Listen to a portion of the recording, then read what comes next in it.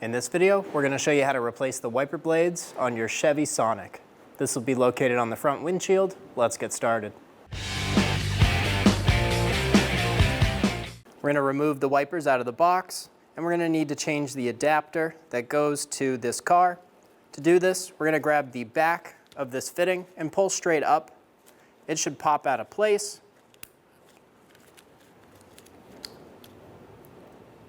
Grab the back of the plastic, pull it straight up and out. It'll hinge off and pull off the pole. Install the new one, line it up, push it down, it'll click into place. Shouldn't be able to pull it off. We're going to put this right next to us. To remove the wiper blade, we're going to push down on this tab right here, and then we're going to hinge down towards the wiper arm and remove the old wiper. We're going to gently put the wiper arm down to the windshield.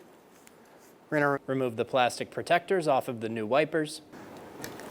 To install the wiper arm, we're going to get it started in the back, get our tabs lined up, then hinge it forward in the front till it clips into place. Should be able to pull on it, and it shouldn't go anywhere. Repeat the same process for the other side, and you're good to go. When only the best will do, demand TRQ. The only company that lets you view before you do.